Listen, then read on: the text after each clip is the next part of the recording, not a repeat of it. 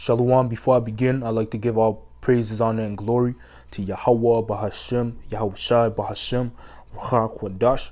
I'd like to say double honors to my teachers, the head apostles, and the elders of Great Millstone that rule well and that teach well, and also shalom and salutations to you fellow brethren and your fellow laborers that are laboring in this work as well. So I'm back once again through the spirit and power of Yahweh Bahashem, Yahushai, with a real quick lesson, man. And this lesson is just going to be concerning the Israelite foreigners. You see, the unnatural Gentiles. You see, because it's heavy. Scriptures speak about us pulling down strongholds, man. You know, and one of the strongholds are what? The fact that the Christian church misinterprets that word Gentile. You know, in the New Testament, because that word Gentile in the New Testament has two meanings to it, but you gotta use it in its right context, man.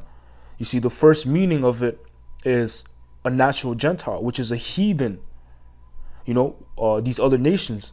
And then you have an unnatural Gentile, which is the second meaning of it, man. So when you come across the word Gentile in the New Testament, depending on the context, you know, you gotta be able to filter which word Gentile to use, whether that be the natural Gentile or the unnatural Gentile, man. You see? Because the reason being is the Israelites, the nation of Israel, the so-called Blacks, Hispanics, and Native Americans today, man, you know, they have mingled themselves among these different nations, you know, which was a curse as well, man. The fact that Israel will be amongst these different nations and come looking like these other nations, man.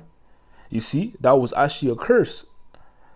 And I'm going to get into it and also give some evidence, you know, to prove that you indeed have Israelites amongst these different nations that look like these different nations, that grew up within these different nations, but the spirit within them is an Israelite spirit which doesn't mesh with these other nations, man, the people that are around them.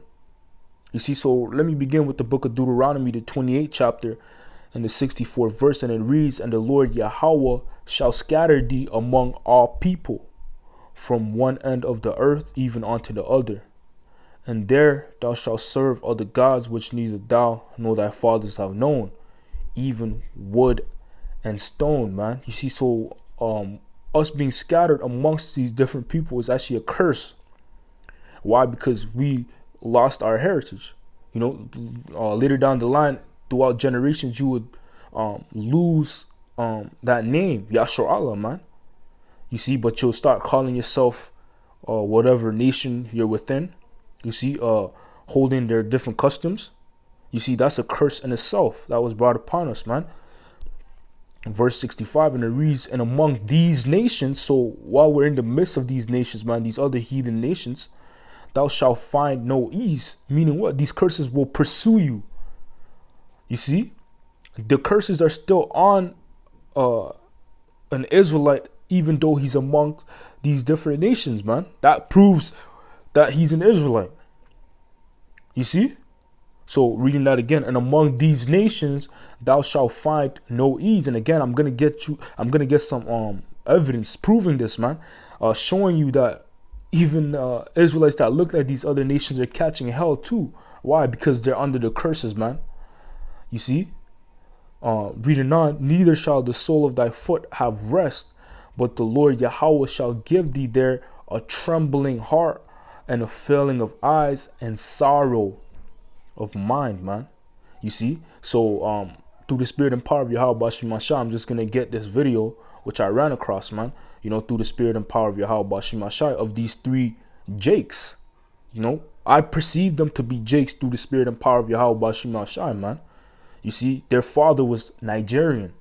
All three of these men here each have a Nigerian father and a Japanese mother, man. You see, but once again, scriptures tell us that the pedigree, you know, your lineage is declared by your father, man. You know, and Nigerians are Israelites. You see, so let's get into the video. Not really. Well, it depends. I went to kind of like an international school, but not really, from like kindergarten to third grade, and from fourth grade to like Koko Omade, I was in a regular Japanese school. So like from fourth grade to then, I hated it. You hated it. I hated it. So just before I continue, I want to just basically break down what's going on here, man. These three men are answering questions as to what it's like to be Blasian, you know, to look like a Japanese man, but black, half black, man, half black and Japanese. You see, they're telling their experience of what it's like.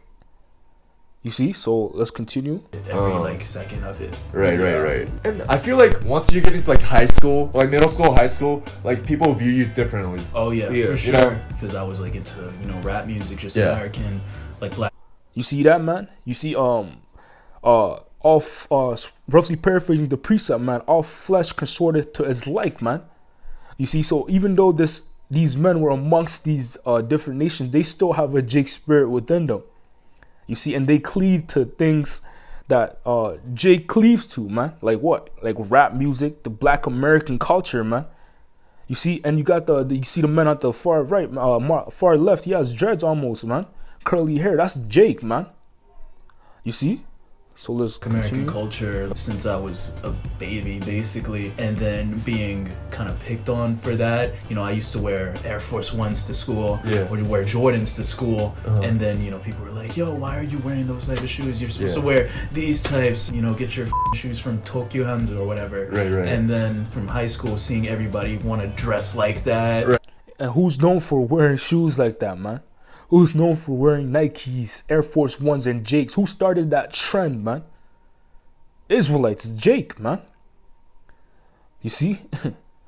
Wear Timberlands, all that. Listening to the Listen to American rap music. rap music and stuff. Yeah, and then like kids in high school, kids started wanting to like be cool with me because I was black and because I fit the stereotype of like knowing hip hop and everything. It's just like, where were you in middle school? Right. You were not like this. Yeah, like I can say the same thing. Like they used to think that like black culture is like worst. Even my hair, like they don't like that at all. Like, but now they trying to like make it look like that, Right. Or having the dreads or dress like us. Right. You guys scared of Japanese people having dreads? Oh, I fuck that shit, bro. Fuck that shit, bro. I will pull them. I'ma say depends on the person. Okay. Oh no, man, it's kind of If you half black, then you valid. Yeah. You're okay. You connected with your black side. But if you're just like a full on Asian boy, you never grew up around a black person. Even if you did grow up around black people, like don't do that, bro. Yeah, Your it's hair not- don't do that. I'm a little bit different though. Like I have a different opinion about it. Like as long as you supportive towards us, Okay. I'm cool with that. Okay. But like you can't be like faking that. Like Right. just listen to black music and have Just a be that. cool. Yeah, like Yeah. it's not gonna change anything. Like just be supportive. Like support black-owned business or say Black Lives Matter on social media. The culture. But like it's a small thing, like you just gotta do a lot. Like Ray said, don't Yeah. just to look cool or to look, badass or whatever, because Right. that's the negative image of black people. Like it's just we only do it because we're bad people or just we're trying to be thugs or gangsters or whatever, and that ain't the case. Right. It's just And I who can we are. say that they want to be like us. They want to be like us, but they don't want our problem. You feel me? Oh yeah. So like Right. they need to like speak up about it. Till this day, we don't have same treatments, right? Right. Everybody want to be black, but nobody want to be black. Right, That's right. Like, that's like the popular. They just saying. like the cool side, like, whether it be fashion, whether it be music, food. But like when we're actually facing the problem, like the discrimination, racism, then they don't want to be part of it. you Yeah, know? exactly. They only want the best parts of Right, being or the black. best part. But we gotta go through the worst for the best parts. Right. And a lot of times, like, we're looked down for doing a certain thing, but it isn't until like an Asian boy does it or a white boy does it is when it becomes cool. Right. Yeah. Did people in public act strangely because of your appearance? I think now a lot of it is because of just how I do look, but not just because I'm black. I have tattoos. Right. I have one on my face, and I'm taller than most of the people in my neighborhood. So I think it's like that. Any experience of you like facing like weird interactions with Japanese people? Yeah. I had old people like when I was like 10 years old, like try to push me. Why though? Like kind of shoulder press me. I'm like, bro, why are you acting tough towards a child, bro.